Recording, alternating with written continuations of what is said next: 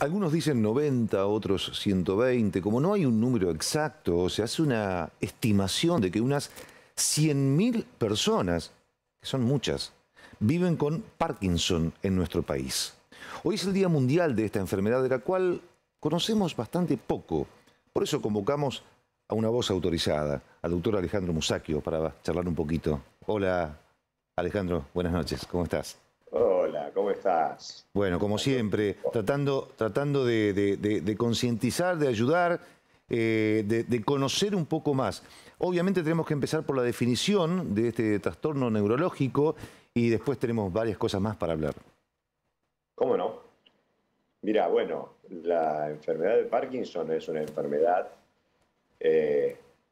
conocida desde hace muchos años, que es producida por la pérdida de un sector del cerebro, de las células de un sector del cerebro, que se llama el locus niger, o el núcleo negro, donde esas células específicas provocan la formación de una sustancia, es una hormona, que es un neurotransmisor, que es la dopamina.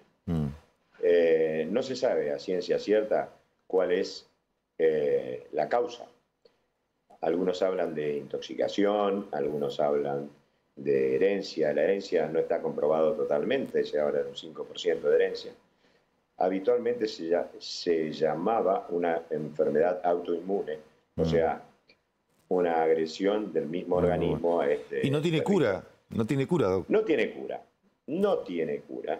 No tiene cura, tiene mejoramiento temporal, puede vivir muchos años y fundamentalmente se produce en la edad de alrededor de los 60 años en adelante.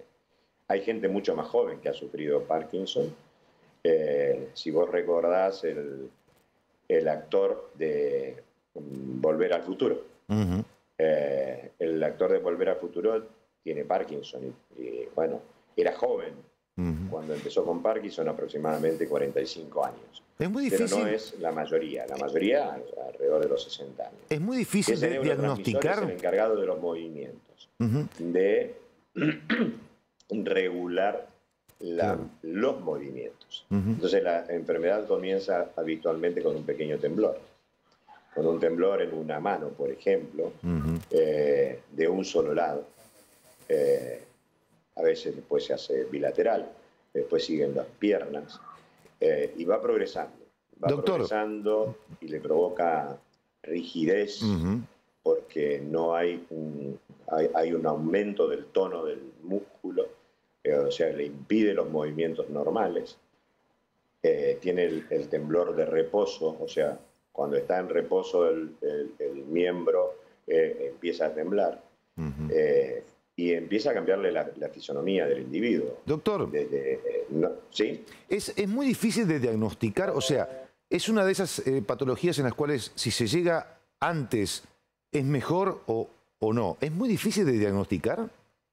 No. O sea, bueno, para la persona experimentada, no. No es difícil porque lo diagnosticás por el temblor, que tiene que ser un temblor de reposo. No pero cuando aparece el temblor ese... Cuando la persona toma algo, deja de temblar. Claro. O sea, si toma una taza o un vaso, deja de temblar.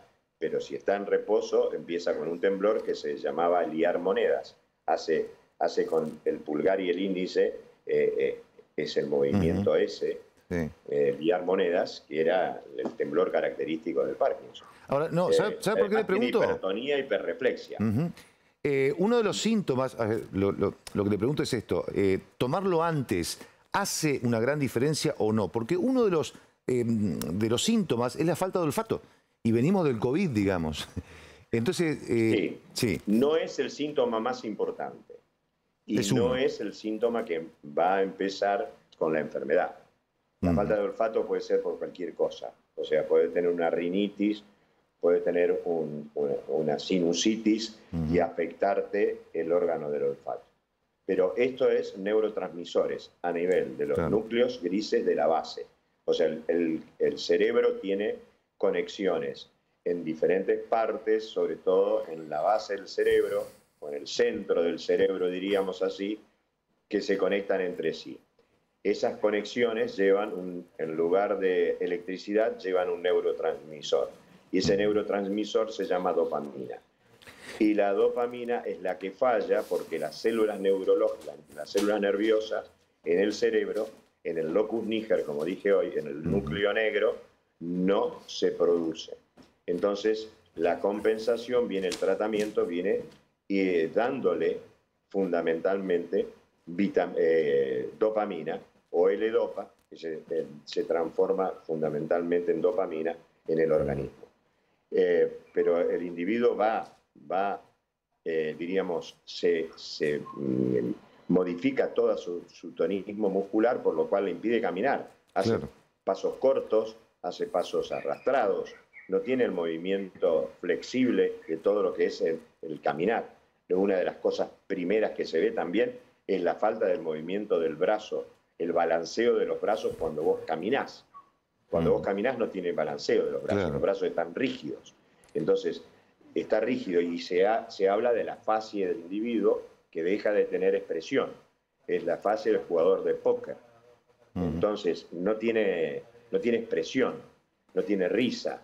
O sea, no le sale espontáneamente. Sí, sí. Doctor, inclusive, sí. Como siempre, tratando de ser lo más útiles que se pueda, tal vez no es una cuestión técnica, no es tan técnico como es lo suyo, que es el cerebro, pero ¿qué pasa en una familia o qué debería pasar si lamentablemente hay un diagnóstico de esta patología? Mira, sí. Habitualmente, con un buen tratamiento médico, puede remitir los síntomas, te diría, en un alto porcentaje de casos. O sea, el individuo puede reintegrarse nuevamente, cambia su expresión, cambia sus movimientos, empieza la comunicación normal, porque es como que el individuo no tiene, en determinados momentos, en el área cognitiva, diríamos, del conocimiento, de la comunicación, no está como apagado. Para que me entienda la gente. Entonces empieza a tener comunicación con su familia, empieza a sonreír, empieza a hablar, porque hasta la escritura le cambia. Se llama micrografía o micrografía, porque empieza a escribir chiquito, empieza a tener todos esos problemas, y no solamente de comunicación, sino a través de sus movimientos. Si no lo tratás, hay que descubrirlo cuanto antes. Es verdad lo que vos decís. Hay que descubrirlo cuanto antes. Tiene que concurrir al neurólogo, fundamentalmente, porque hay gente que no está capacitada para descubrirlo, para diagnosticarlo. Es fundamental el diagnóstico precoz para poder hacer un tratamiento precoz. Y lo último... Aunque no tenga cura, se prolonga en el tiempo y lo mejora notablemente. Y hay cirugías.